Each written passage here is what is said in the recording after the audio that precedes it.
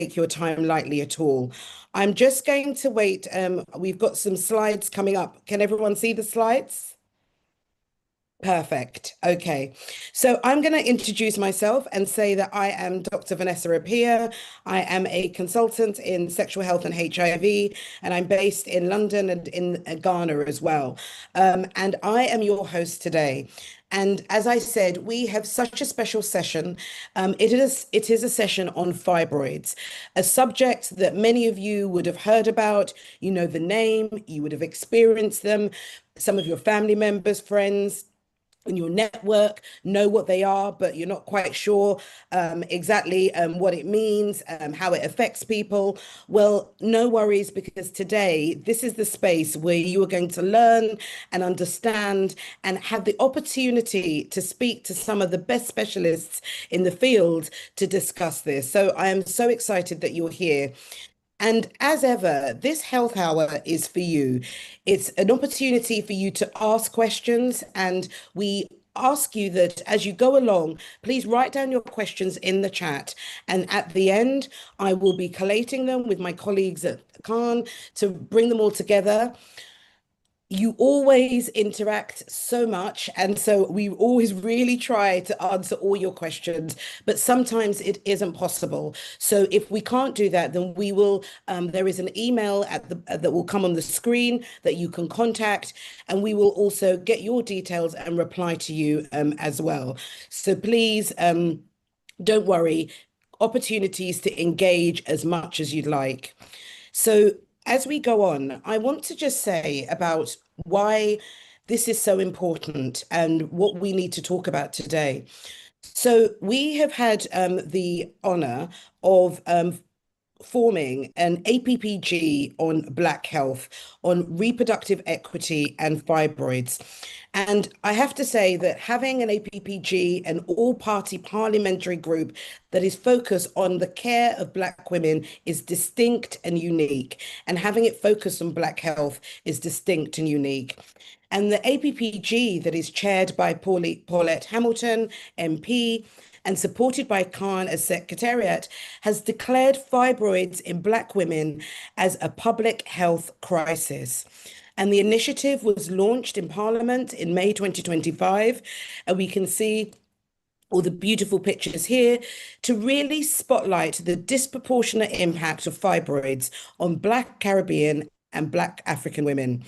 And the key focus areas of the first priority is about earlier onset and greater severity of fibroids in Black women, recognizing that there's limited access to less invasive treatments, and there are higher rates of hysterectomy. There are distinct gaps in research, especially around lived experiences and mental health. And there is a distinct call for culturally competent care and improved data collection. And this campaign is part of a broader movement for reproductive equity, aiming to influence national policy, clinical practice, and research funding. So we are gathered here really to highlight this call, but also recognize that we need you. We need to understand your experiences so the evidence that we present at the APPG is relevant and represents your experiences. So we're inviting Black women, healthcare professionals, students to contribute to this call of evidence. And you can see on here, the QR code is there. Please, please, please go online and answer the questions and give us the insights that we need to advocate in the way that you need. So I said today was hugely special, and it is because I think it is so unique, just quite frankly, calling it out, to have four, and including myself, five Black doctors on one platform to be here to advocate and to educate. And we don't take your presence lightly, and we don't take the presence of the doctors lightly either. And we are going to have a series of presentations sharing knowledge and insights about fibroids. And then we are also hugely honored to have someone with lived experience to also share their experiences with us as well. And then at the end, as I said, we'll come together with questions and a discussion. So please sit tight, watch and learn, Please, as always, share in the chat that you're here, who you're with, if you're sitting with someone and watching this, or you're by yourself, where you are in the country or the world. I'll call it out first. I'm in Ghana, so I'll be the first person out of the UK to put in the chat. But please share with us. And also use the opportunity to text family and friends and tell them that we're on. But also, if they can't make it, just know that this is shown on YouTube, Facebook. There's links on LinkedIn as well.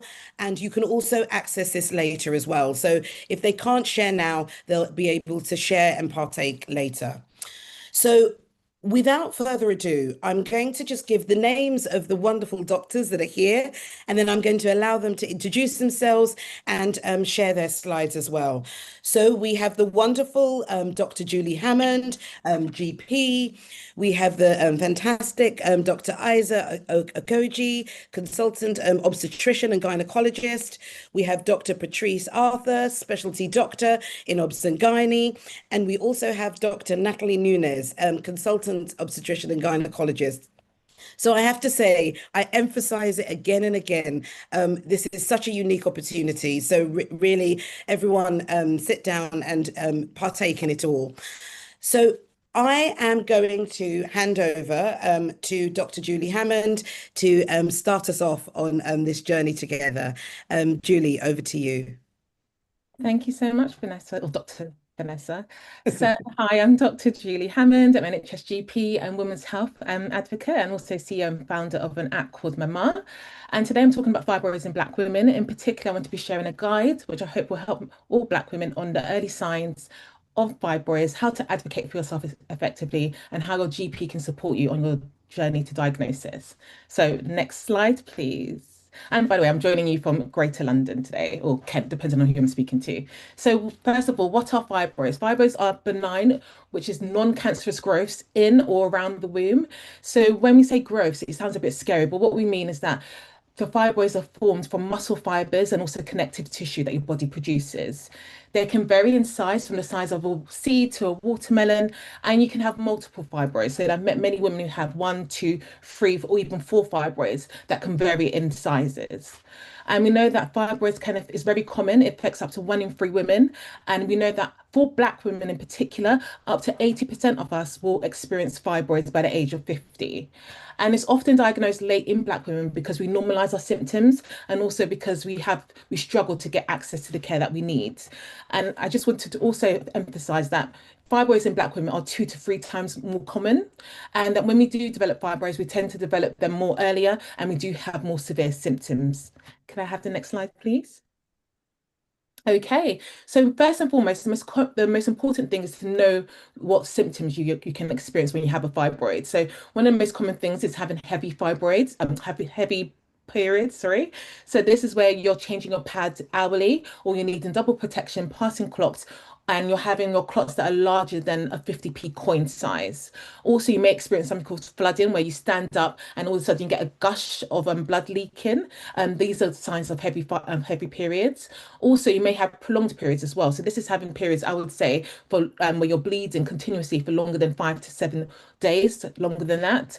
You may also experience things like lower back pain because of the weight of the fibroid. The weight of the fibroid can also cause you to have pain in your pelvis, or you can just feel like a constant pressure down below. You may also have a feeling of being bloated, or that you may feel like you look pregnant. That's something that you may notice. You may also find that because of the fibroids is so large, or the way or where it's positioned, that you can find that it's pushing on things like your bladder or your bowels. So if it's pushing on your bladder, you might find that you're going to the toilet more frequently. So you're going to pass urine a lot. You may find that you lose your bladder control or your bowel control. You also may have a feeling that when you do go and pass urine, that you're not completely emptying your bladder. And this can be the same for your bowels. You open your bowels and you find that you're not really able to, you don't get that feeling of complete emptying. You can also suffer from things like constipation as well. Another symptom of fibroids is things like painful sex due to the positioning of the fibroids. Some women do experience some fertility issues or have miscarriages as a result, and this is mainly again due to the size and also due to the location of the fibroids as well. And something one of the most common reasons why I see Black women in my clinic is not because of the fibroid symptoms itself, it's more because of the complications that result. So this is having the anemia, where the women come in because their iron levels are low and they experience things like fatigue, dizziness, hair loss, palpitations where your heart is beating fast in your chest, or you get shortness of breath or chest pain. Please, can I have the next slide? Okay. So if you experience any of those symptoms, please do not delay your seeking help. Go and see your GP straight away.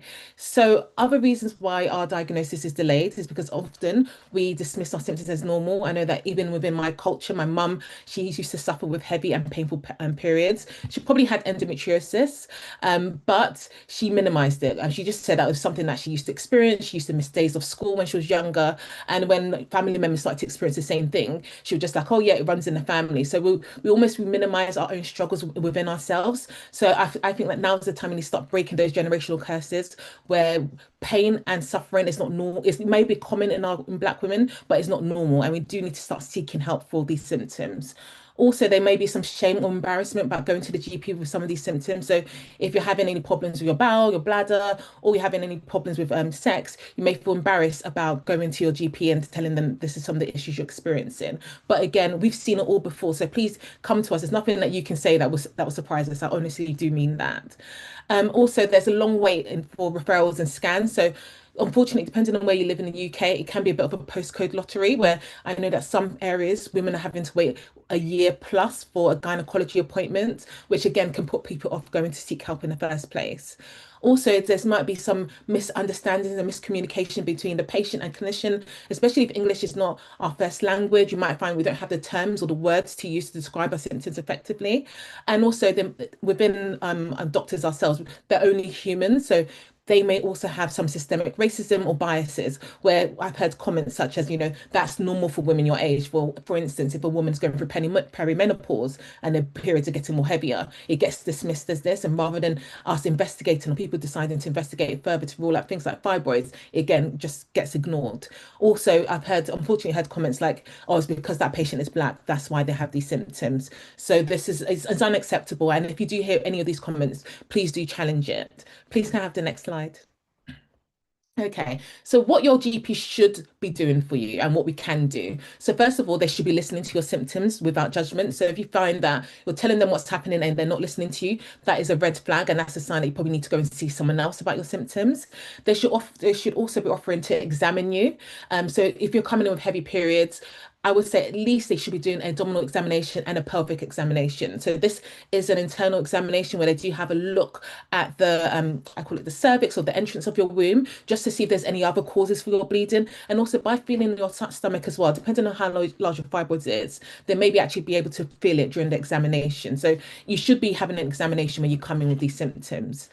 They should also be offering you a blood test for things like anemia. You're saying that you're bleeding quite heavily. One of the things that should be flagging up in a doctor's mind is that, are you anemic? Does this need treatment with iron tablets? So that's something that they should be doing for you. They might also want to refer you for things like thyroid function tests, because there's other things that could cause you to have heavy bleeding, and also to check your vitamin D levels as well, because we do know that there is evidence to suggest that low vitamin D levels is also linked to fibroid development. And something else as well, especially for Black women coming in with heavy periods, I think you should be asked in, or they should be referring you for a pelvic ultrasound scan. This is a minimum of what I think they can do for you. In addition to this, depending on what the scan results say and what symptoms you're presenting with, they may also decide to refer you to gynecology. So this depends on your size, the location of your fibroids, and if you're having any sort of fibroid-related complications. And when they are deciding what they can do for you, it should be a shared discussion and decision-making process regarding management options. So often when women come to me, one of the first things I ask when they say they're having heavy periods is, are you planning on having children? Have you completed your family? Because again, you don't want to be offered things like contraception to stop your periods, or to stop the heaviness of your bleeding when you're planning to have children in the near future. And again, even being on contraception, I know a lot of women do not want to take contraception. So this should be a shared decision-making process, and you shouldn't feel that you're being forced to start any treatment that you're not comfortable with. Next slide, please. Okay, so ways in which you can advocate for yourself when you go to your appointment. So I'll say keep a diary of your symptoms. So when I say keep a diary, this includes how long are you bleeding for? How heavy is your bleeding? Are you having to double up? Are you using both pads and tampons? How many pads or tampons are you using in a day? When did your symptoms start? Has it been something that you've always suffered with? Has it changed recently? These are all things that you can write down. Like I also mentioned about symptoms of anemia as well. So are you having shortness of breath, hair loss, chest pain, palpitations? These are all things you should note, and then you can keep it in a diary so that when you do go to the doctors, in case sometimes you might feel a bit rushed, at least you have your list to refer to when you're speaking with them. Again, if you don't feel listened to, always do ask for second opinion, whether that's to see another GP or just ask to be referred to a gynecologist. In most cases, they will refer you, that it shouldn't be an issue. And if they say they're not going to refer you, ask them to document the reason why in your notes. Also, please do take notes during your appointment. Again, sometimes we do give a lot of information. Our time is short with you, although we would want to spend a lot longer with you. So please take notes. And if you find that taking notes is overwhelming, ask the doctor to maybe print off an information leaflet for you. Or you can also bring someone with you as well who can also help you to absorb that information and can also help to speak for you on your behalf, especially if you have any language barriers as well when seeing your doctor. And don't be afraid to ask questions for clarity or to ask for further investigation. So ask, can you have the ultrasound? Ask, what are the next steps? Ask, when am I going to be followed up? You suggested this treatment plan for me. When do I come back if it's not working how I would like it to work? Ask all of these questions so you're well aware. Also, I would say download your NHS app as well, because this allows you to look at all of your notes. You can check your blood test results. You can also read your ultrasound scan report when they do request it for you.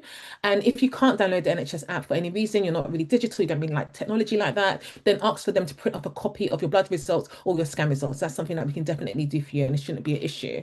And something just for you to keep an eye out for by yourself. Again, the doctor should know all of this information. But if you're reading your scan report that any fibroid is greater than 3 centimeters, or that they mention anything about you having a submucosal fibroid, then you should be referred. So if you see any of these words, highlight them and go and flag that up with your doctors in case you haven't been referred already. Next slide, please. Oh, I think I finished. And that's the end of my presentation. Thank you so much. I hope that's been useful. Handing you over. Thank you so much, Julie. That's fantastic. And as ever, I can see questions coming in the chat and people sharing their experiences. So please keep them coming, and we'll be coming back to Dr. Julie at the end to answer some of these questions. So as we go on, I'm going to hand over to Dr. Aiza, who's going to take us through the impact on fertility, pregnancy, and maternal outcomes. Dr. Aiza, over to you.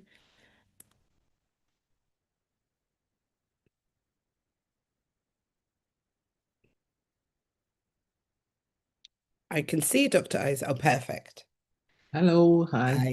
Hi. So I'm Aizemea Okouje, and I am an obstetrician gynecologist based at the Royal Sussex County Hospital in Brighton, from where I'm joining in this wonderful event today. I'm also the CEO and founder of EV3 Technology, because I am an innovator in the femtech space, and I am an NHS clinical entrepreneur as well. So I wear many hats. But one of the hats I wear and I'm passionate about is advocating for women's health.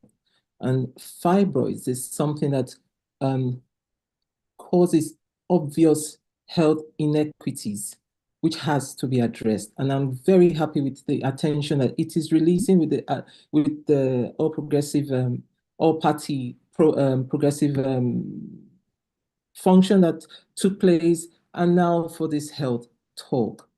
So I'm going to be talking about fibroids and infertility, the myths versus the evidence. Now, fibroids are quite interesting. So I saw a lady in clinic one time. She was seeking fertility. She wanted to have a baby, and she had seen her GP, who had referred her into the specialist clinic. Thankfully, the GP had ordered an ultrasound scan. So thank you, Julie, Dr. Julie, for letting us know what patients should be having before they come to see us in clinic.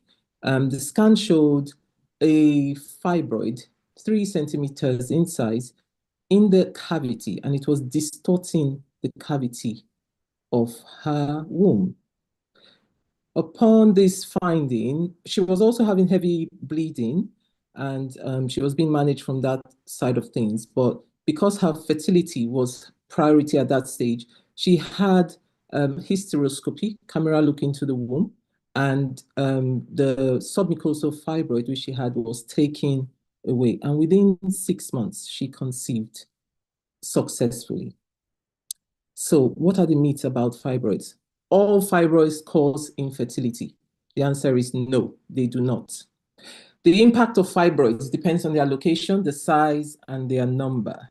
Submucosal fibroids are the fibroids that are within the cavity, and they're the ones that are most strongly associated with reduced fertility. Intramural fibroids are the fibroids that are tucked in within the muscle, the wall of the womb, and they impair implantation if they are large, so about above 5 centimeters, and by not only being large, distorting the cavity of the womb. Then there are the subserosal fibroids. They grow outwards like a fruit hanging from a tree. They typically do not affect fertility, but they could have impact in pregnancy as the pregnancy advances when the woman gets pregnant.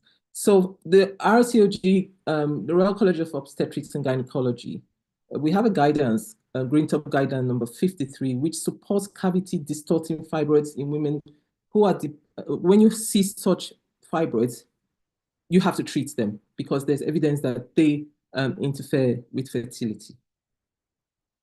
Now, I don't have any slides, unfortunately, sorry, because it was quite short notice that I was asked to do this presentation yesterday, but I hope this discussion will help us focus on what we should, take on as evidence-based. So myth number 2, you cannot get pregnant if you have fibroids. Again, not true. A lot of women do conceive naturally. A lot of women don't even know they have fibroids. Perhaps they find out when they've had like a cesarean section for delivery, or they have a scan for some other purpose, and they've had successful pregnancies.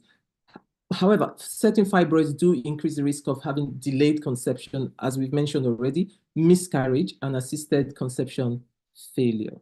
So especially treatment would be myomectomy, especially again for the submucosal fibroids. And this can significantly improve fertility outcomes, particularly in women with unexplained infertility. Myth number 3, hysterectomy is the only option. Absolutely not. It's not the first line option for women who wish to preserve their fertility. So you can have keyhole surgery through the womb, which is called a hysteroscopy. A camera goes into the, sorry, not keyhole surgery, camera look into the womb. We have a look at the cavity, look at the openings of the tubes. And if we see a fibroid there, we resect it. So there's a resectoscope, a device that is used to, it's an energy device that's used to take it off. And there are some non-energy devices that can also be used to treat these submucosal fibroids. But for the bigger ones that you cannot treat through going through the womb, you might have to do open laparoscopic surgery, which is keyhole surgery, and or open surgery to take out the fibroid, depending on the location, the symptoms, and the size. Because if you do keyhole surgery, you might not be able to get it out, and the evidence is not suggesting that we start chopping up the fibroid before we bring it out anymore. So there are also treatment options like uterine artery embolization, and one of my colleagues is going to speak further into that. And but you have to be cautious with this approach because it can affect fertility. So again, treatment for fibroid should take into consideration the woman's symptoms, her fertility wishes, and her personal preferences. So bottom line, not all fibroids affect or cause infertility. So you have to be very circumspect in the way we make this diagnosis and attribute it to fibroids. We have to exclude other causes of infertility. And if we do not find any of these other causes and the fibroid is there, then we have to deal with it. Now, fibroids can also have impact on pregnancy itself. So the woman is now pregnant.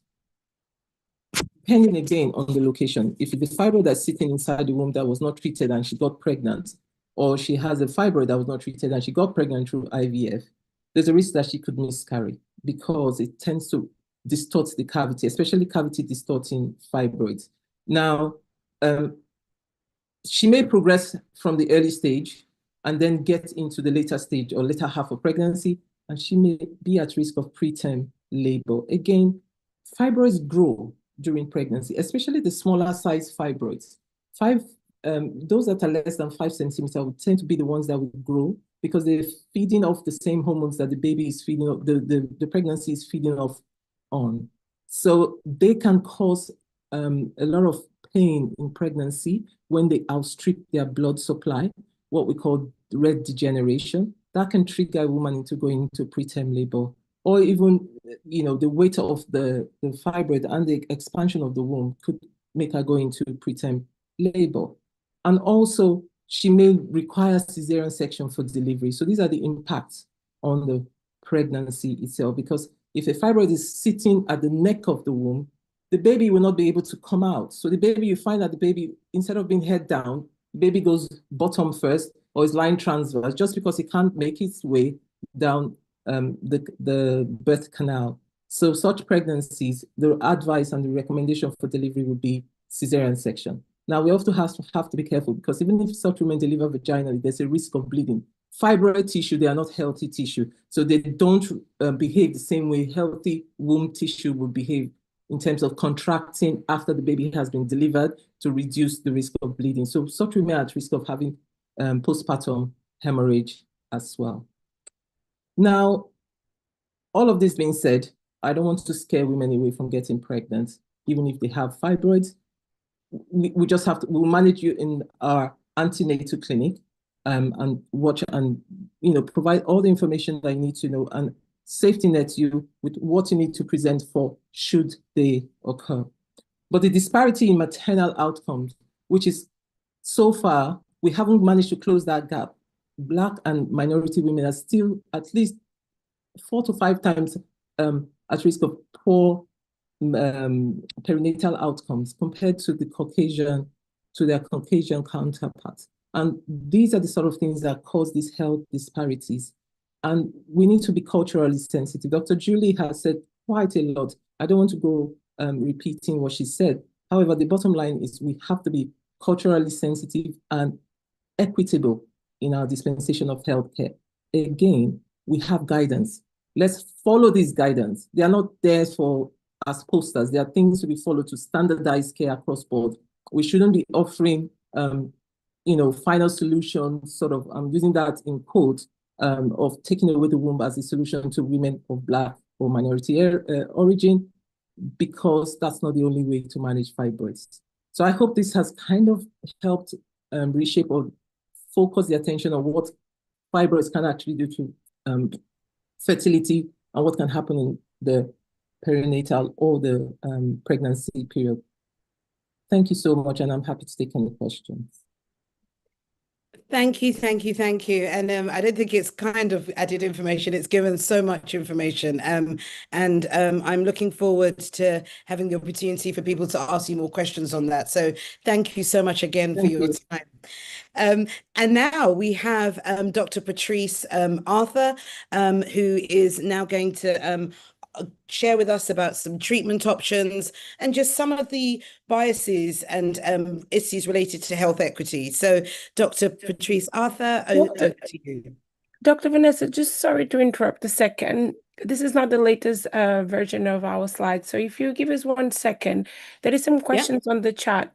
We'd just like to upload that. Perfect. There's loads of questions, in fact, so it might be a great time. There's loads of questions. And one of the questions that I think, whilst we're sorting things in the background, that really stood out to me and Dr. Julie answered was, do you need to have all of the symptoms to go present yourself when you're worried about fibroids? And as Dr. Julie said, no, you don't. One is enough. And I said earlier that I wish that I had spaces like this, because I'm someone that has had heavy periods all my life, and I have had fibroids have been part of my life and have kind of taken over my life in many ways. And because I didn't have the opportunity I was scared. I was a medic. I was a part of it. I was a registrar into a consultant. So, knowledge isn't only the thing that gives you the confidence to go and say that this isn't normal. And I have to say, 20 fibroids and had treatment and had many of the symptoms that Dr. Julie said. And it still took me ages to go and present myself. So please, please, please, one of the symptoms is enough to go and say, I need some support, I need help. Because once you get it, and I'm a testament to that, your life gets transformed and also you have someone to share with. But I'll hand over to Dr. Julie because I can see you there, just to kind of add to it. No, you said exactly everything. So yes, I should have mentioned that in my when I was presenting. Just one of those symptoms is enough. Sometimes we wait, we're like, oh no, it's not bad enough, it's not bad enough. No, if you're suffering in any way, go and seek help straight away. I'm all about, soft life. Yeah. We don't have to struggle anymore. If you have any concerns, anything's causing you inconvenience, go and try and get it sorted out as soon as possible. And Yeah. like I said before, I think I've seen people saying, oh, the GP hasn't requested for certain investigations. If they haven't requested it, go and speak to another GP, take a copy of these slides, take a screenshot and say, no, this is what I know I'm entitled to. I'm having all these symptoms. I want the blood test. I want the scan. I want you to examine me, put your hands on me, actually feel me. I don't want a telephone call. I want to be seen face to face. And I want a referral if you really feel like your concerns are not being addressed. Yeah. Great. No, thank you so much. And I can see a lot of the questions are also relating to treatment options and what to do. And so I know that Dr. Patrice is going to be going into it as well.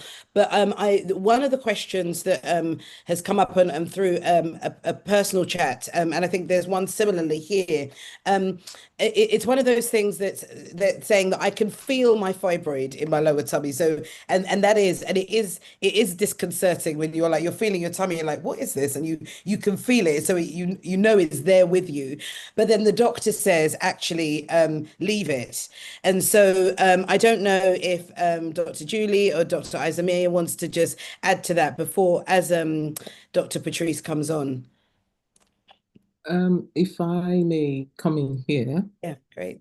If you can feel a fibroid, especially a lump in your belly area that seems to be moving around, that could be a fibroid. And that sort of fibroid would be something that's hanging out of the womb.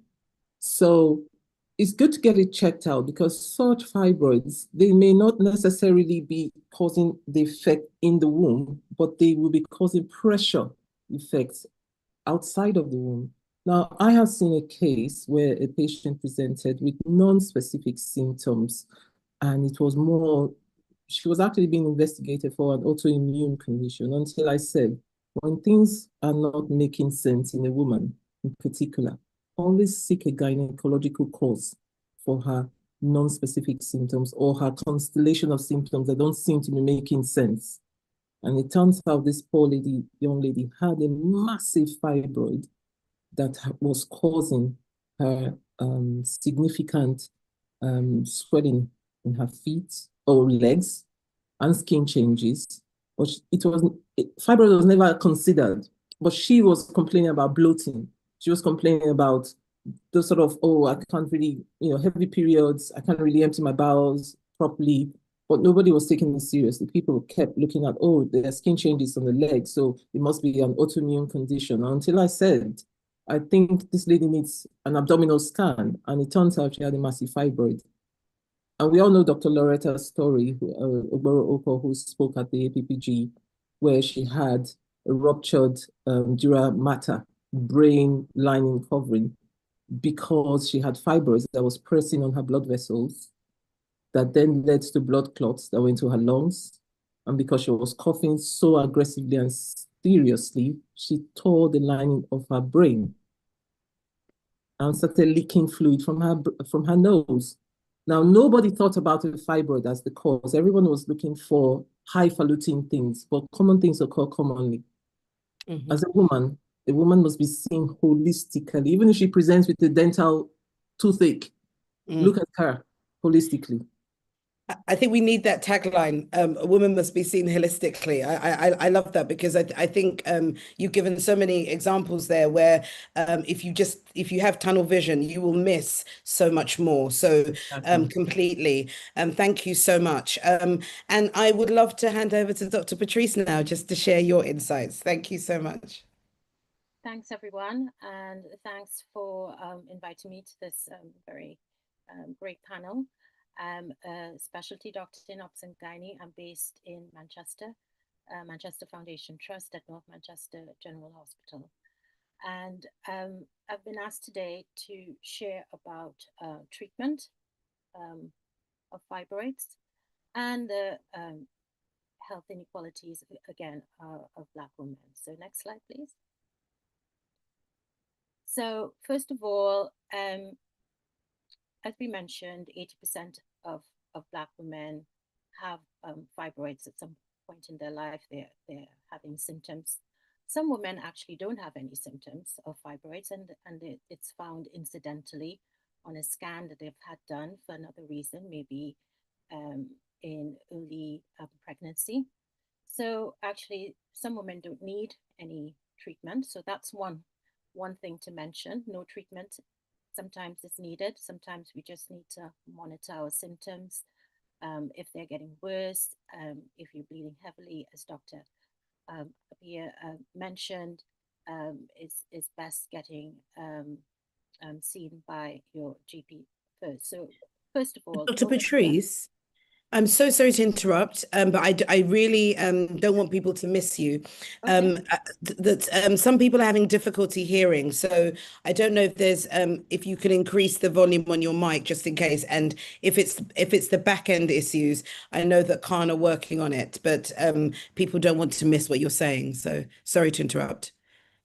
Okay, I'm just looking to see if I've got any function here that could increase my output. Could you hear me now? Any better? Yes, I can hear. I think let's continue with our loudest voices, and then we'll see how that can go. Someone said I can hear, so yes, please go on. Thank you so much. No better. Oh, better. Sorry. Okay, I'll try and speak up a little bit more. Thank you so much. Can I get the next slide, please? So we'll talk about the medical management. So it will depend on the treatment of fibroids, will depend on the symptoms, the size and location of the fibroid, the patient's age, and fertility desires, and overall health. Most women start off with something medically based. It helps to control your symptoms, but it doesn't eliminate the fibroid, so it just keeps you going. And some women are happy with just focusing on the symptoms until they become out of control. So the first set of medication we use are NSAIDs like ibuprofen. They reduce chemicals in your body called prostaglandins that are released when you have an inflammatory process going on, and they can reduce the pain that you may experience when you're having a period and you're bleeding heavily. Another medication that can be used is tranexamic acid. I know some women, they start off on TXA for short, and some symptoms are controlled. Some women think, their symptoms are not controlled. Really only like 30 to 40% of women can benefit from TXA, but it's worthwhile trying. The oral contraceptive pill and hormonal treatments like progestogens, they can help reduce bleeding, and progestogens actually help thin the lining of the womb, so it prevents heavy bleeding at the time of a period. You've got some injectables and tablets as well that are under specialist involvement, so you'll have to get these through the gynecologist. One of them is called ulipristal.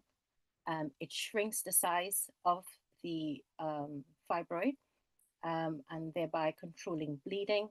As I said, it doesn't eliminate the fibroid, but it does help to control the symptoms, as well as other injectables, GnRH analogs, such as Zoladex, Prostap.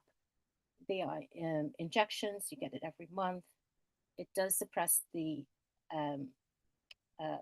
bleeding, and it does sometimes shrink the fibroid, but it can cause some side effects that some women cannot tolerate. So it can induce menopause, and it can give you a temporary menopause, and it can give you the signs and symptoms of a menopause. So hot flushes, night sweats. And a way of counteracting that is to give women estrogen or a small dose of estrogen to help counteract the side effects that these drugs can give. So their use is limited, really. There's a new drug called Ryco. Sorry, that's a typo. It's RYEQO. And Ryco is a new medication.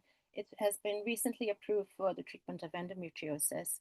So it actually has a hormone that stops the period, but also adds back a little bit of the estrogen and progesterone, so you won't get those severe side effects of having suppressed ovaries.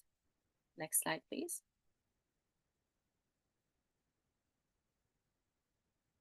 So we move on to the surgical options. So those medical options can be used, as I mentioned, and if they are not working, or if you've got other issues going on like subfertility, then you need to have a discussion with your gynecologist and go through the other options. One of them is surgical, the first one being a myomectomy.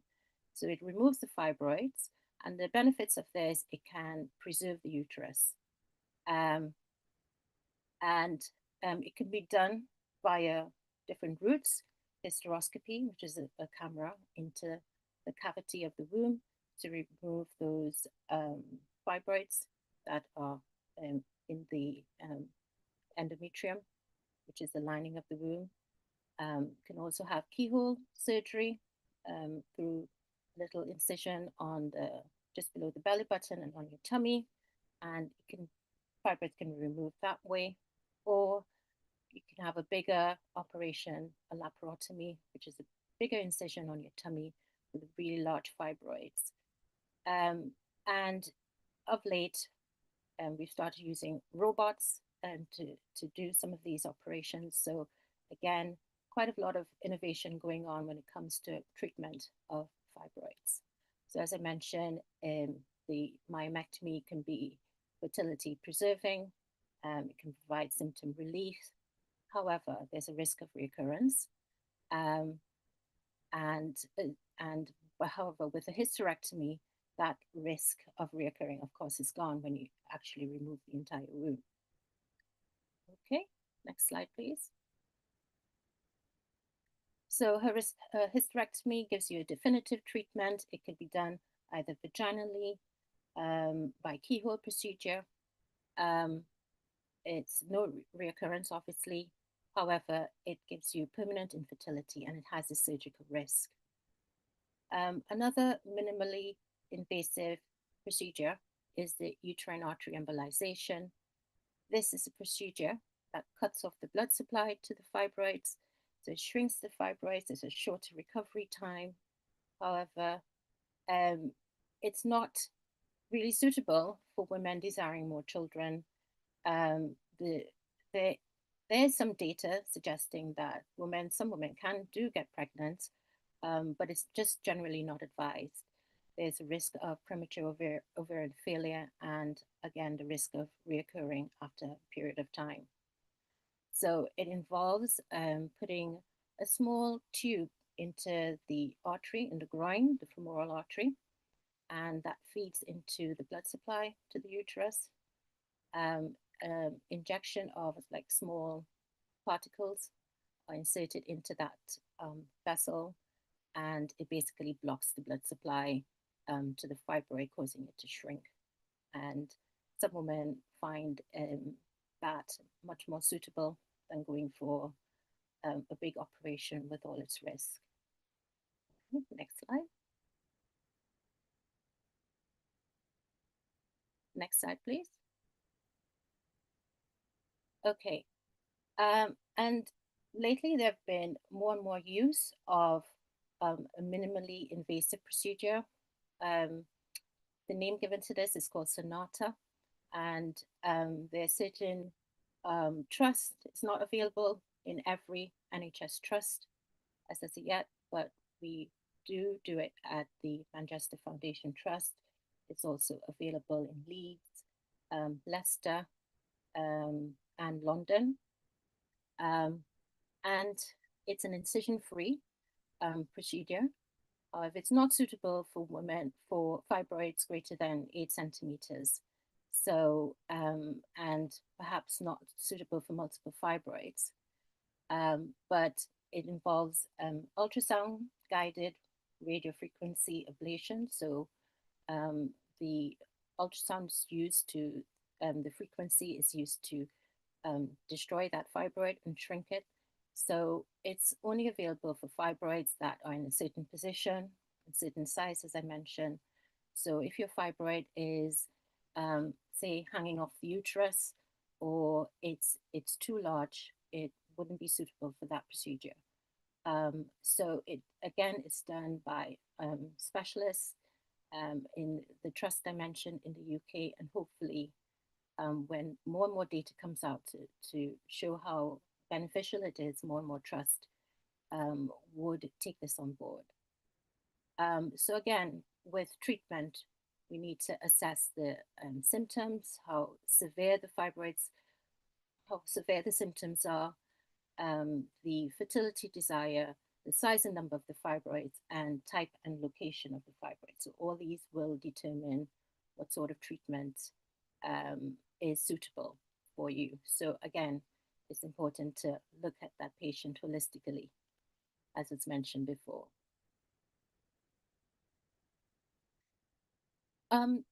Next thing I wanted to touch on was, are there racial disparities in hysterectomy rates and access to minimally invasive options?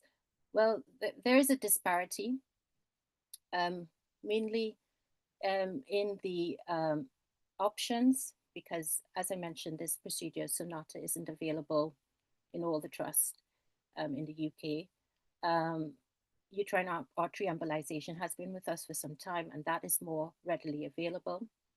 However, so far, when it comes to racial disparity, the data in the UK is limited. So that's why it's important that we have this APPG, and we do our surveys and we present it and debate it in Parliament. It's important that we advocate for that so we can get more specific research data from patients in the UK. In the US, we know that Black women are more likely to undergo hysterectomy compared to white women, and Black women are 2 to 3 times more likely to have hysterectomy for fibroids. They are less likely to undergo minimally invasive options and treated by subspecialists.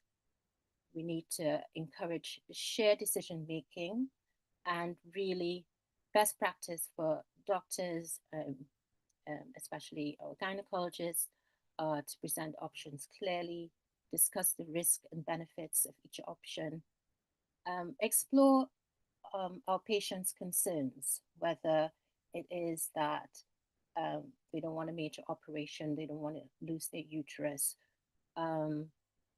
explore the myths, as was mentioned before. And it's important we allow our patients time to reflect on their options and not be hurried into making any decision that could affect their life, really, their fertility. That's very, very key. And we need to come up with an agreed plan. So as a patient, we'll be talking about advocacy, advocating for yourself, but we clinicians as well have a responsibility to explore the options with our patients, be sensitive to their needs and to be sensitive to their wishes and their outcomes, and to make sure that they're not afraid to take the next step. They've got all their questions answered, and to be honest and truthful to them.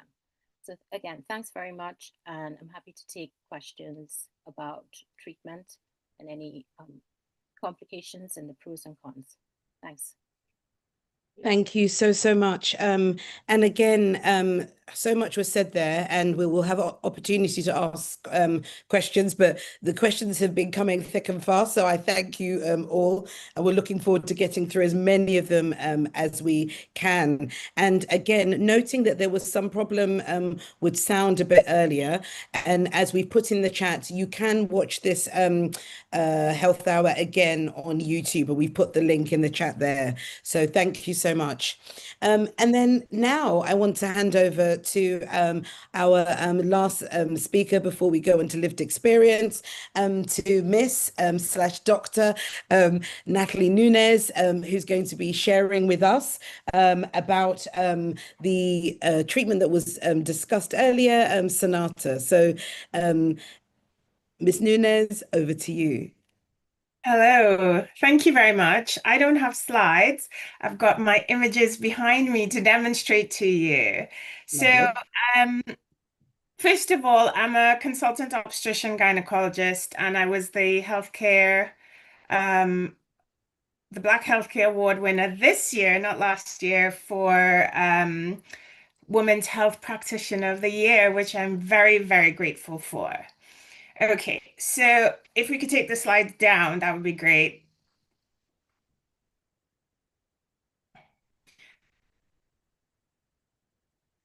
So what I want you to look at on this first image is the location of the fibroid, which is really important. So when you're discussing your treatment options with your doctor, the three important things you need to know is size, location, and type.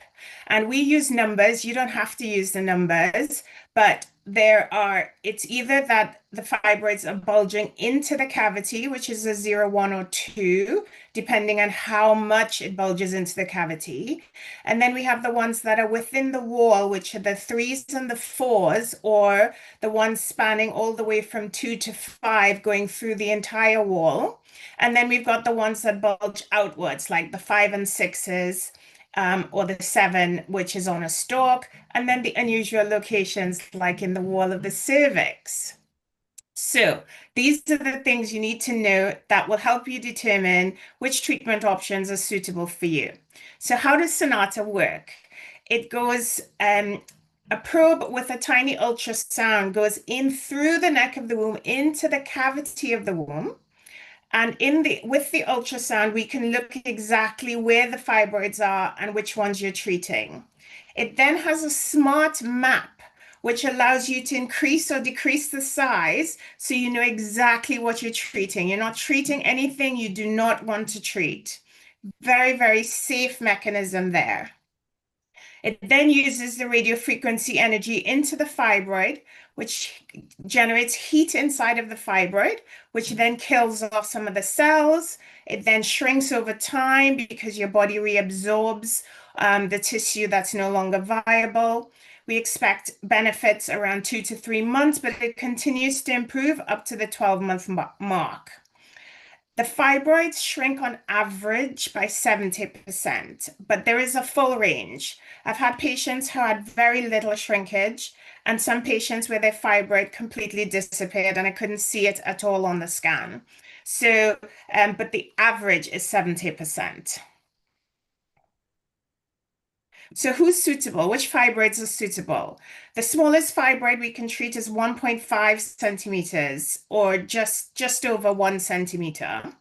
And the largest is about 8 centimeters. So as my colleague very rightly said, we can't treat more than 8 centimeters. Sometimes when we have more than 8 centimeters, we can try some of the medical options to shrink the fibroid down to less than the 8 centimeters, which will then allow Sonata to be possible for that fibroid. We can use it for all the green types of fibroids here. We can't use it for the one pedunculated on the inside, though what I have done is I've used Sonata to shrink that one, reduce the blood supply to it, and then cut it off if if it was very, very large, and cutting it off alone would not be sufficient. But it can be used for type 1s, type 2s, 3s, 4s, 2 to 5s, and 5s and 6s. We don't use it for 1s on the outside like this because we can't access it properly, and we don't want the heat to affect anything outside. Sonata's had 0 complications of injuries to the bowel or the bladder because of this smart guide, and because we don't attempt to treat these ones here on the outside. So it's suitable for these range of fibroids. If you want to keep your uterus, if you want to get pregnant, I will share the pregnancy data. If you want no cuts, no scars, and you don't want to stay over in hospital. Benefits, so no scars, same day discharge. It can be done awake or asleep, depending on your tolerability, what you think that you can cope with. Lighter periods, less pressure, the uterus is left in place, and you can aim for a pregnancy, or you can start trying for a pregnancy 3 months later. Well, what are the risks or the downsides? So after the procedure, you do get a little bit of bleeding, which settles, and then you can have a discharge, a clear, heavier discharge while the fibroid is shrinking. There is some cramping. Sometimes you could pass little bits of fibroid after they've kind of died and shrinking, and your body kind of extrudes it. So I do have patients who pass little bits of fibroid, and there is, you can't have metal in your pelvis. So none of the tubal, the blockage issue, you can't have those in your tubes, or any metal in your hips. So those patients, you can't have those. With all of our treatments, really, new fibroids can grow. So while we shrink these ones, a uterus that's growing multiple fibroids can grow more fibroids. So how well does it work? So we published our first and the largest UK data. We published it this month in a Journal of Gynecological Surgery. And it was between Manchester and my hospital, which is West Middlesex Hospital, which is part of Chelsea and Westminster. We had 166 patients, and we had really, really good results.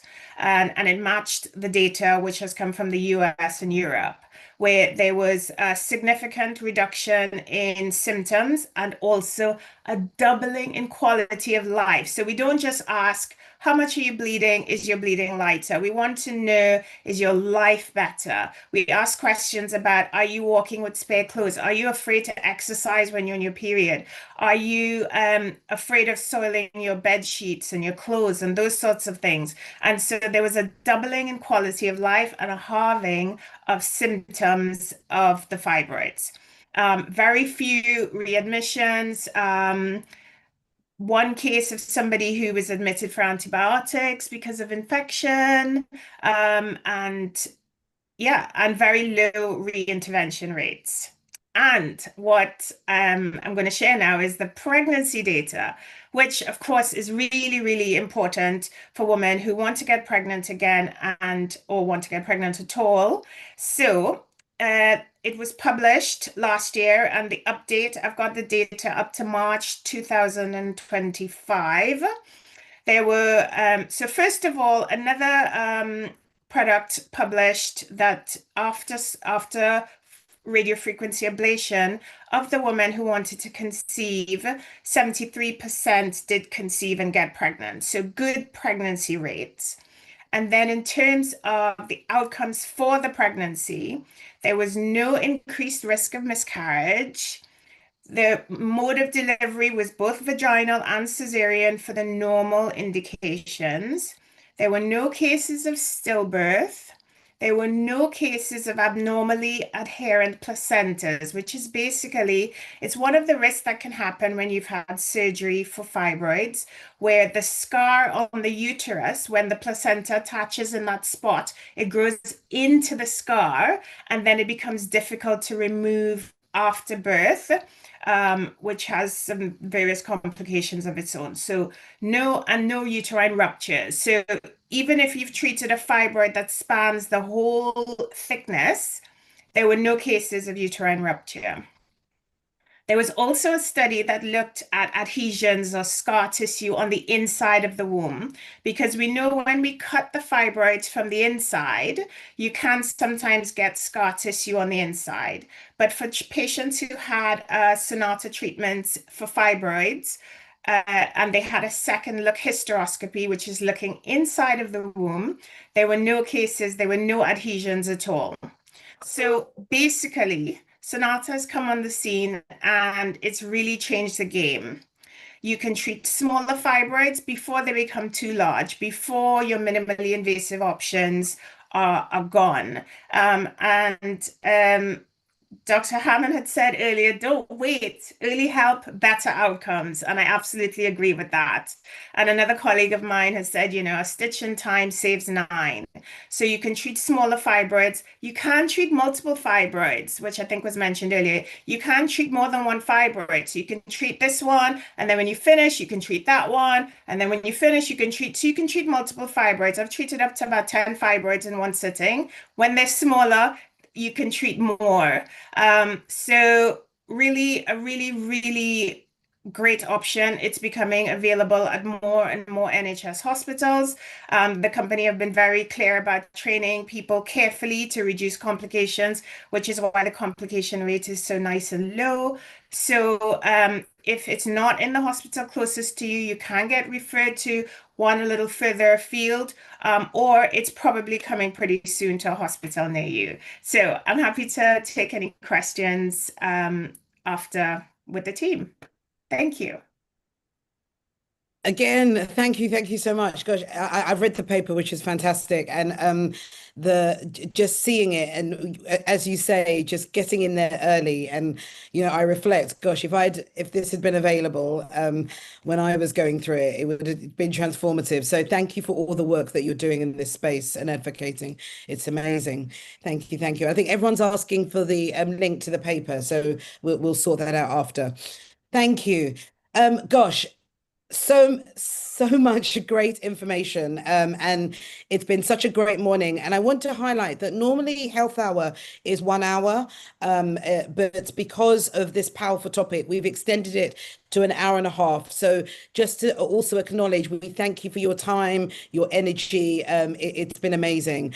And now I want to just hand over to Audrey, who is going to share her personal lived experience with fibroids. And before Audrey speaks, just to thank you in advance, Audrey, because I think that some people have been sharing their experiences in the chat, which we feel really honored that people are doing that. And we recognize that as people share their stories, it gives so much support, encouragement, just to know that someone else is going through or has been through what I'm going through, and that can be so powerful for people. So thank you so much. So I'm just going to hand over to Audrey to share her experience with us.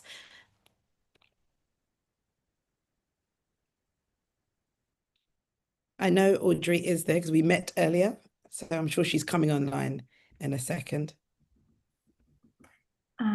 Yes, I'm here. I can't share my video at the moment.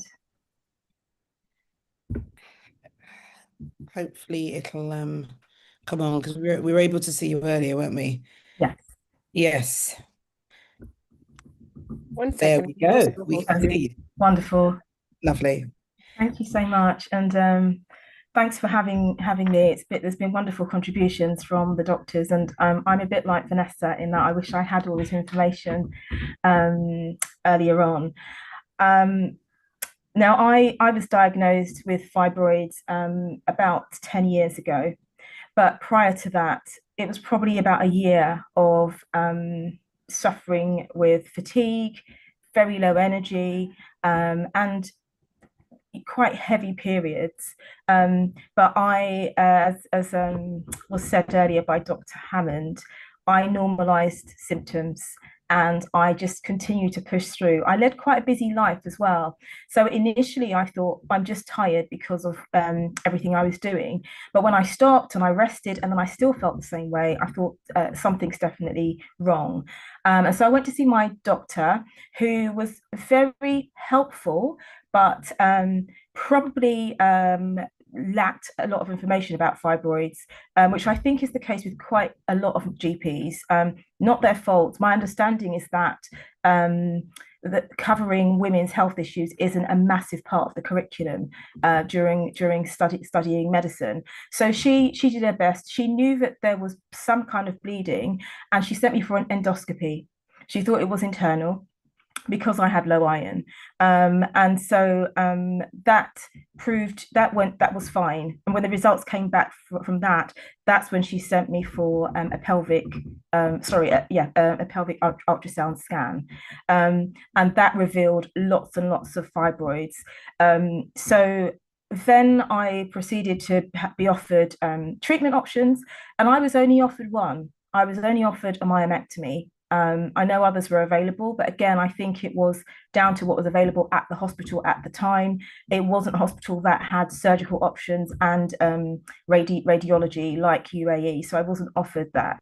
But I had a myomectomy, and it went well. And I have to say that my life prior to having having very large fibroids and then after myomectomy is very, very different, because my quality of life before was really quite poor. But again, as I said, I did push through, like a lot of us as Black women do. We just keep going, normalizing symptoms, putting ourselves sometimes last.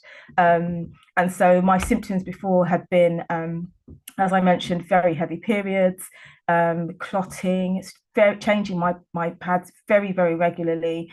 I wore black a lot. Which I think a lot of women will identify with. I was a lot of anxiety around being in long meetings at work.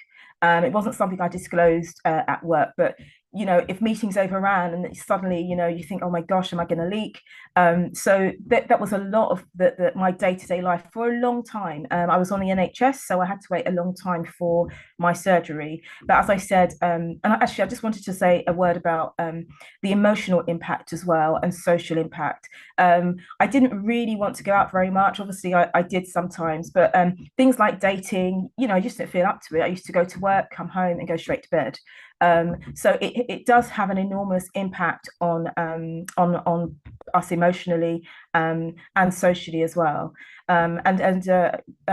I'm part of a group called Fibroid Forum UK, and we speak to lots and lots of women through our support groups who talk about the emotional impact, the social impact of having fibroids. The medical professionals I saw were fairly supportive, but as I said, there was a lack of knowledge about fibroids. As was mentioned earlier, there's certain things that someone like me presenting with fairly heavy periods, very low iron, it would have been amazing had I just been, had the scan been one of the first things that I was given. So I think there was a willingness to help, but lack of information. And so that's definitely a need that's there. In terms of cultural pressures or just myths and things, I think within, I suppose, the Black community, at that time it wasn't talked about very much. So I didn't realize that so many women had suffered from fibroids until I started talking about it after my treatment. And almost every other woman that I spoke to said, oh, I had fibroids, or I know someone that had fibroids.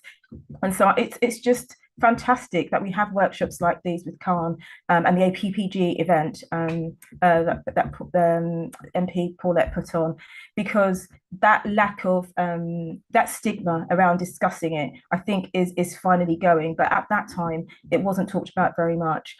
One of the things that helped me during my recovery was support from family, friends, church community. And that's a really, I would say, get as many people around you to walk with you through the journey, and also be there for you after surgery if that's what you have. And then just finally, in terms of any advice that I'd give to women who are going through a similar experience, as we mentioned earlier, I said I keep a record of what's happening to you, and know your body as well. Know what a normal period is. Just know what feels right to you when you're healthy, And then when something isn't quite right, then seek help as soon as possible, and prioritize your health. Don't be like me and wait for ages and ages and keep making excuses that it's this and it's that. Just go straight to a doctor. And as has been said a couple of times, if that person isn't listening to you and hearing your concerns, we hear this a lot through our support groups of women presenting, saying that they're suffering from certain symptoms and they're being dismissed. And we also hear of women being offered a hysterectomy as the only option. And we know, and I'm sure it's been said, there are so many other treatment options. So it's important not to just take that as the only option. But I would say seek medical advice really, really, really quickly. And, we do need to advocate for ourselves. I think I went into this process just accepting everything that the doctors said to me, but I realized that for whatever reasons, there isn't a huge amount of knowledge about fibroids. And sometimes as a patient, you can have more information about fibroids than your doctor. So you do have to advocate for yourself. And if you do come across a doctor who's not helping you, ask to be referred somewhere else. We can be referred outside of our areas, the areas where we live. So that's important. And then I would say connect with other people so that you're not doing this journey alone. A lot of women go through this by themselves, and it's not just a physical condition. It impacts our whole body. And I like what was said earlier, that it needs to be treated holistically, because it can have, it can have mental health issues. There can be, as I mentioned, social issues, and of course, physical. So connect with as many people as possible to get the support that you deserve. Gosh, Audrey, I feel like you just said my story right there as well. Again, and I'm sure there's so many people on here that relate abundantly. And the story of two things to pick up, because I'm so glad you talked about the emotional impact, and we don't talk about that enough. And I always say that I miss so many of my friends' 30th birthday parties because I just did not want to go out. And the white is now wearing white today. You're wearing white, but lower down wearing white. I never had the confidence to wear white. And I used to go to meetings and put coats down so I could sit on something, just not because I was a fear of leaking, and we just don't talk about it. So thank you for being so open and honest, and all the advocacy that you're doing. And exactly as you said at the end there, just don't walk this journey alone if you're going through it, because there's, as Julie says, we want the soft life. We want to be together and be happy and thrive. So that's the way forward. You have all online been amazing and have given, and there are so many questions, and it just highlights to me that this is needed in abundance, and we need to do more. And I'm really going to try to get through as many of the questions in these 13 minutes as we can. I'm bundling some of the questions. So if you don't recognize the language, it's not that I've dismissed it. I'm just trying to see where people have given some similar questions. But so for all panel members, and I'll ask you all to come on and then add in as feel free. But there's one question that keeps coming up all the time, and it relates to why are Black women more affected by fibroids, and what research, how can we push for more research to be done in this space? And I want to bring that out first before I speak specifically in the symptoms question. So I don't know if anyone specifically wants to answer that first, or if I hand that over to Julie. Do you want to go for that first? Oh, I was going to leave it to one of the consultant obstetricians or gynecologists. I'm happy to come in. So again, I think research in this area is limited. So although we don't know exactly what causes fibroids, there are a few things that we know is linked to fibroids. So mainly we know that estrogen levels can feed fibroid growth. And some things that have been suggested, although evidence-based is not 100%, things like our diets, sometimes they refer to things like we have a lot of yam in our diets. They say yam can, or certain types of yams can be high in estrogen that can contribute to fibroid growth. There's also been a link to relaxers as well, which has been linked to fibroid growth as well. Again, the research in this is fairly new, so although we can't say this for certain, but it's definitely something that's been linked. So I know that there's been a big movement amongst myself and other people. I'm in extensions now, but I am natural underneath this, and it's something. The reason I went natural is because I heard about this research, and I just didn't want to risk it at that stage. Also, I did hate the fact of putting chemicals in my hair. I hate the fact that it burnt my scalp. I hated the smell. So it was just one less thing for me to do. And I was like, hey, you know what? If somebody says that this might be the case, then I'm going to go and follow that advice. Also, we know things like low vitamin D has been linked to it as well. Again, this may be a case that because we're black, we have a lot of melanin in our skin, which means that we're not able to absorb vitamin D well. So that might be the cause, or it might just be, coincidence as well. So it's difficult to say, but based on this information, I've started to take vitamin D supplements. Even when I do blood tests and it says that my levels are within the sufficient or they're within normal range, I often tell myself that they're basing these numbers on white males, on what's normal for white male. They're not basing on what's normal for black women. So I just still continue to take my supplements anyway. I think there's not to do you any harm in terms of taking it. I know there's early research that says that there is some genetic links as well. So some people find that if it runs in the family, that you may be more likely, more prone to developing fibroids. I just said a few things. I'm going to hand it over to Dr. Patrice or Natalie just to, add to it as well. No, that's fantastic. I think you touched on everything that I know about. In med school, we are generally taught it's genetic. There's nothing we can do to prevent it or to stop it. And yes, we definitely need more research in this area as to why it happens and why Black women are more prone to suffering from these symptoms. For some reason, they're bigger in our population. They're more symptomatic. We bleed more. And we generally suffer more. So yeah, definitely more research needs to be done. Great. Natalie, do you want to come in? I'm just gonna, you guys answered it spot on in my opinion about the things in the environment, things that we eat, the relaxers, the vitamin D, the genetics that they're realizing, and you're right, it's more numerous, it's bigger and more, My white patient might have one single fibroid and my Black patient will have 15. And we have to find out more why that is. And we don't have the answers yet. And how do we advocate for more? Well, what we're doing now, these meetings, talking, the APPG, all of this, speaking out about it more, utilizing Fibroid Awareness Month and bringing it to the awareness. And, if anybody has anything in their pocket, they want to put towards it, CAHN and all these things is what will bring the more research. No, completely. And so now I've just got some questions that some people have shared specific experiences that they're going through. And we always say a disclaimer that, it's not one-on-one, but we can share just some of our thoughts about it. And I want to touch on one that someone has been really open to share something that's been just incredibly difficult for them to go through. But I really want to address it because I know there are other women that have been going through very similar things. So someone has written that I have a 10-centimeter fibroid in my womb, which in recent scans is calcified, and it has been suspected of causing 2 stillbirths. Yet treatment continues to be slow, even after meeting the condition of losing weight. Describes that she's really at her wit's end and feels like she's running out of time because she's 37. And first of all, as someone who's been through miscarriages, my heart goes out to you for what you've been through. And I just thank you for sharing with us.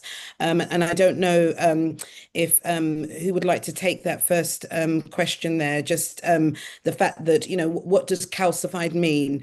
And could it be related to the stillbirths that she's experienced? But also it's that urgency, it's that fear that, each month, each cycle is a missed opportunity in terms of childbirth. And so what would you suggest or talk to? Natalie, I wonder if you would mind starting. Problem. I just want to start by saying I'm really sorry to hear about your experience. calcified fibroids when calcium is deposited in the fibroid. And that can sometimes happen when there's a change in blood flow, some of the things we call degeneration. You can have calcified changes in the fibroid. The calcified fibroid, like the calcification of the fibroid is not the cause of the stillbirth. Just the fibroid being there, depending on its location, whether the placenta has implanted over the fibroid, those are the things that could potentially contribute to it, not specifically the calcification. And at 10 centimeters, it sounds to me like, you know, that a myomectomy, whether it's laparoscopic, robotic, open, would be, you know, the thing that would be probably one of the better options for you to get that out of the way for you to go ahead and conceive. It's a really difficult season right now in the NHS based on the backlog that we've been trying to catch up on after COVID, and we were finally beginning to do it, and then the government has, and it's not a political platform, but the government has then decided, okay, no, we need to now save money, so we need to stop doing these extra weekend lists that everybody's been trying to do to try and you know, treat all the women out there. So it's a matter of advocating for yourself, reminding them, contacting, you know. Unfortunately, it's the ones who keep reminding us, you know, and we get an email again and we get an email again, and we're like, please, does anybody have a space on an operating list to do this patient? Please, she's suffering, she's contacting us, could we do something? So I would continue to speak and ask, continue to contact your team, emails, calls, and that importunity, as it's called, will sometimes get you that space, because we have cancellations, and sometimes we'll have a cancellation on an operating list, and we're like, oh, does anybody have a patient? It's like, yes, I have one. And then you might get into that space and get your procedure done sooner. Mm-hmm. Thank you so much. I've got another question that's come through that someone said about the managing of symptoms. So the GP has prioritized treating their anemia over their fibroids in their mind, and their referral has been delayed for 6 months. And what can they do? So probably hand that over to yourself, Julie, and Patrice. What would you suggest in those scenarios? I wasn't sorry. So they're treating the anemia, but they didn't refer. I'm sorry, I just want to clarify if they've been yeah, so I think I from what I can see, that it's just with the wording that they're treating them in her mind, they're treating the anemia over the fibroids, and she hasn't had a referral to the gynecologist. It's been delayed for 6 months. Yeah. So then just go back to them now and tell them that you have fibroids, you're concerned about it, and you want to be referred. I think you need to articulate it clearly, especially to the doctors. And I always say, make sure they write it down if they're not doing any referrals. You'll often see that health professionals will get a bit nervous about saying that we're not going to refer you or give you access to certain care. So if that's the case and you're like, no, okay, yes, my anemia has been treated, I know that's been sorted, but I'm really concerned about these fibroids, then ask to be referred. So make sure that you have your blood test, in recent blood testing, you have an ultrasound scan, because the referral, they won't accept the referral in my area without having these basic things done. So once they're done, then ask. And sorry, I'll leave it to the specialists to answer any further information. Perfect. Yes, I don't know. Oh, yes, so go on. No, yes, please. I think once you're starting to treat anemia, that is like the first telltale sign that your fibroids are out of control. So that should immediately prompt a referral, in my opinion. Too many times I've seen women coming through A&E, bleeding heavily, and the HB is 4 or 5. I mean, this shouldn't be like that in this day and age. And we're having to give them blood transfusions.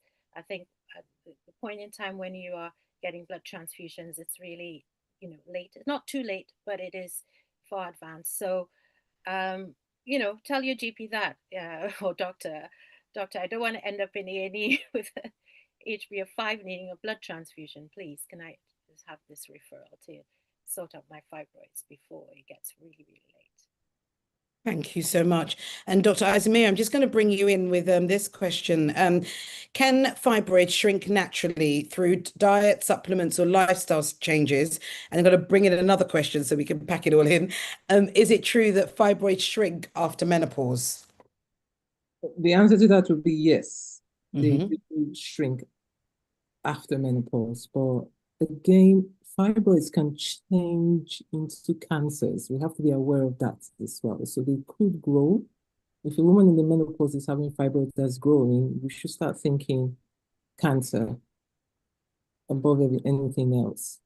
So because they feed off the hormones of the reproductive age, estrogen, progesterone, that sort of thing. So they can grow, and they can grow from different spots. So you might have treated 1, 2, 3, but other areas are seeded and they're already beginning to grow. So it doesn't mean your treatment hasn't worked. It just means that your body grows fibroids. And they used to say the womb that doesn't carry a baby grows a fibroid. That's what they used to say when we were students in medical school. So, and they would say, once you get into the menopause, then the fibroids stop growing. Yeah. So yeah, that's the natural trend, because the hormones that feed them stop in the menopause. But again, if a fibroid is growing in the menopausal period, red flags and alarm bells. Yeah. Great. Okay, thank you so much. And then, Natalie, can I just give this question to you? It's the question of monitoring. So how often should someone with fibroids and something like adenomyosis get pelvic ultrasounds? Should it be annually or symptom-led? And I think this question reflects a number of questions about, how often should I be followed up? And often people feel that they're kind of left and unclear about next steps. Yeah, it's quite difficult on the NHS with our resources and trying to manage our resources, but definitely not just symptom-led, simply because there's almost an optimum time of treating a fibroid with minimally invasive options prior to becoming a very major operation with greater risk of complications.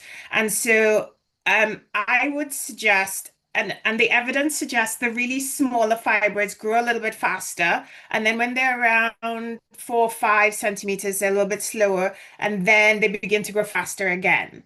And so, which is why we tend to kind of say, between 3 and 5, you should start thinking about the minimally invasive treatment. So in my opinion, I would start off with something yearly, and that is not evidence-based. That is just based on my experience. And then if they're relatively stable, then you might space it out a little bit more. But if they're beginning to grow, then you may, okay, this is a time to start treatment. And the other thing I would say, which I forgot to kind of mention earlier, is that as Dr. Okouje had mentioned about fibroids growing and feeding off of your hormones, that is one of the challenges of using hormonal management. It may lighten your periods, but it may cause the fibroids to grow. And so if you're using, for example, an estrogens more so than the progestogens. Progestogens have less of an effect. Estrogens have more of an effect. So if you're going to go on the pill, it may make your periods lighter, but it may make the fibroids grow. And then you should be having more frequent ultrasound scan to check and see, are they growing? So really, is this a good option for you? Are they stable? Okay, continue on the pill. So those are the things to consider. So to me, yearly seems appropriate. And I think, but you also have to consider, are you on something hormonal? Where are you in what stage of your life? Are you 45 and having no symptoms and they're not so large, and you've had your children and you don't want any more children? Then you may not need another one in a year's time. So those are the things to consider. Perfect. Thank you so much. I want to flag something because I respect everyone's time and I really appreciate it. We are at 12:32, and we were due to finish at 12:30. And there are an enormous amount of questions. And I'm thanking you, but I'm concerned about people's time. So I'm just going to ask, I'm going to have one question that is about financial barriers, because there are some people with visa issues that are on the line listening, and I just want to address that with that. And then I'm going to end on an innovation comment, and then I think we will have to leave it there. So I feel really bad, but there's been so much that's been done. So very quickly, someone's written about, is there support for those with visa issues who must pay for NHS treatment, and many cancel outpatient appointments due to the costs? I think I know the answer to this, but I don't know if it's the best answer, but I think it's important that we bring it out there. I don't know if anyone wants to specifically answer that. Patrice, I don't know. I'm not really sure about the visa issues. Yeah. Sorry? I'm not really sure about the issues with the visa, and they're asking about if they're entitled to NHS care in the UK based on their visa. Yeah, I think it's someone that has to pay, and they're just wondering if there's any additional support. I'm afraid I think the answer is no, but I think everyone is shaking their head sadly, and I think we've alluded to the kind of the difficulties in the NHS at the moment, and so it is really quite limited. But what I would suggest in this, and the reason I wanted to highlight this as well, is that CAHN will be putting up an email as well that you can contact, and there are other supports that may be appropriate for you. So I'm afraid we don't have the positive answer of giving, a direct resource at the moment, but there are people at CAHN that can support you in your journey as well. I don't know if anyone else has anything to add specifically to that. Can I just say, if you're paying for the access to the NHS and your status is legal in the country, you shouldn't really be prevented from accessing care under the NHS, because the immigration rules now say you pay for access to the NHS with your dependents, if you come with your dependents. So that opens up the NHS to you and all its availability. But if you are here as a visitor or you are non-resident, then that's a different scenario. Yeah. You pay for access to the NHS, and you should have care under the NHS. That's incredibly helpful. And so what I think we'll do is the person that sent that, if you do email the address that is coming on, and then we can give you just more tailored advice for you there. The last question that I just want to bring out, because it's come up 3 times, so I feel that the pressure to do it, is about, and I think it relates to Natalie's work with Sonata and the excitement that, and many of you that I know with Dr. Okouje and Julie as well, with your work in startups, is, is their work focused on tools for early fibroid detection that can be implemented in public health care? And are there studies ongoing to improve our understanding of prevention strategies? So I wonder if perhaps I hand that over to Julie. Do you want to share about, do you know of any AI tools that are coming up in terms of detection and thinking about the future?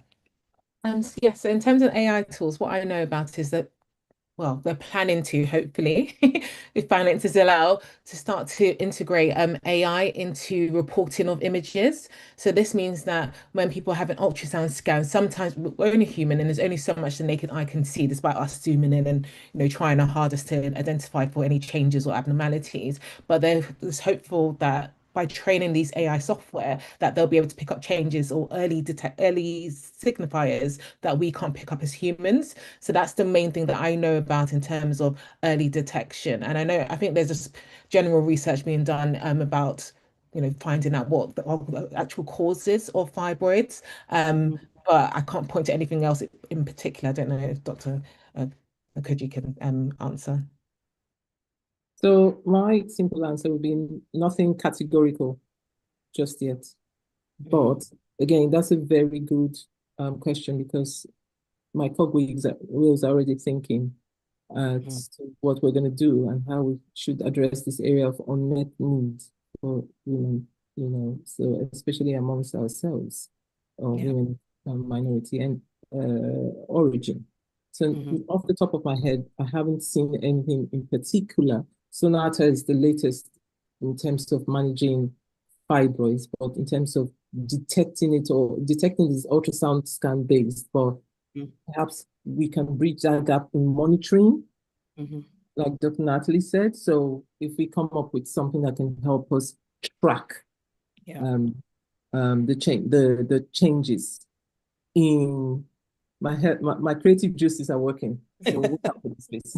Well, but I think that is the perfect place to end, because that's why we need spaces like this. We need spaces where people are open and honest and give us the tell us what is truly happening out there, why we have the call for evidence for people to share, and then for people in the space to come together and get those creative juices going and to develop the interventions and support that are needed and are appropriate for us. And so I couldn't think of a more perfect way to end, actually, with creative juices flowing. But I want to thank everyone.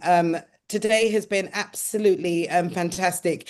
I felt that it could not be, have I got my tenses right there, because of all the amazing people that were coming together. But it has been really amazing. And I've just been flooded also on my personal emails about this session and how everyone's just been really impacted.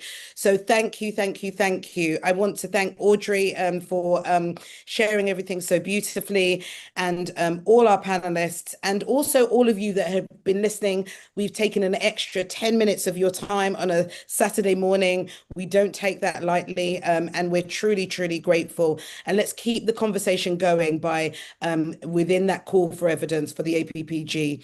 I want to now hand over, and apologies for the lateness, Stephen, but hand over to my colleague Stephen at CAHN, who will take us through some announcements. Everyone have a wonderful Saturday, and thank you again.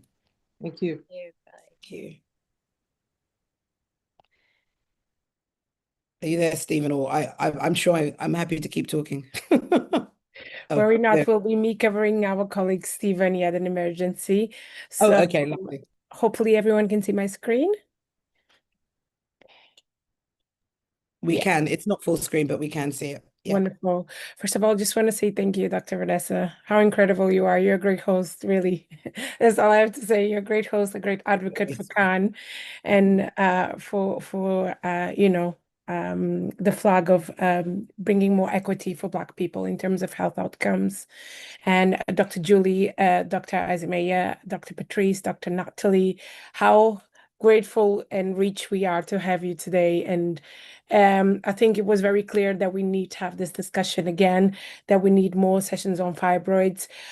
Also, it's very good to see that the awareness of it's rising, because the amount of people that were in the call is really a testimony to that. With this, I just wanted to say again, thank you for everyone that logged in today, and thank you for your extra 10 minutes. It was all to serve you and to do the best that we can for yourselves. And with this said, next week we have a session on stem cell and the importance of becoming a donor. We are with amazing partners next week, ACLT and Blood Cancer UK. So you don't want to miss this session. We also have a lived experience on a session, and we're really looking forward for next Saturday. So I shall see you there. This session was on fibroids, and as you know, and as we mentioned many times today, we are doing a call for evidence. We are at the very end of it, so it's really crush time to give us your say. Scan the QR code. We want to leave here on your lived experience so we can better inform the work of the APPG on Black health.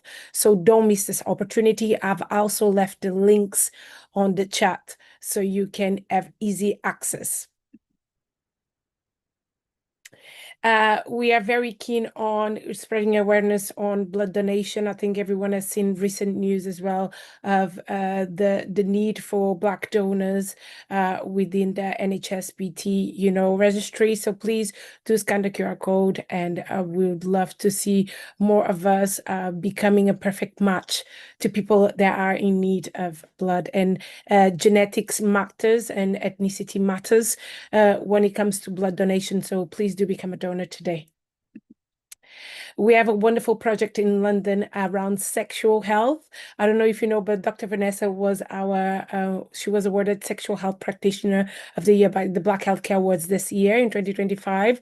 So it kind of comes into that topic. Safe Steps does a lot of great work. Our colleagues from CAHN, the delivery team, do a lot of great work across Lambeth, Southwark, and Lewisham. We also work in partnership with another 4 organizations under Safe Steps. So if you want to find us for advice, to get tested, to get more knowledge on how to support others, do join us in one of our hubs. Contacts are on the screen. In Black History Month is coming, approaching very fast, at least for us here in CAHN. We don't miss an opportunity to celebrate and to highlight the people in our community. So we have the Black History Month Gala, where we take a closer look into the people that are making a difference in our community, particularly in Greater Manchester, although we work at a national level. Nominations are now open for various categories. Scan the QR code or the link on the chat. For the same gala, tickets are now available. So Black History Month Gala in Manchester on the Concord Conference Centre. This will be in Altrincham on the 11th of October. It will be a lovely evening. Everyone knows that CAHN knows very well how to throw a very wonderful event. So please do join us. Tickets are now available. I just want to thank you all for joining us. Your presence here is a testimony of how important this piece of work is, and I look forward to see you next week.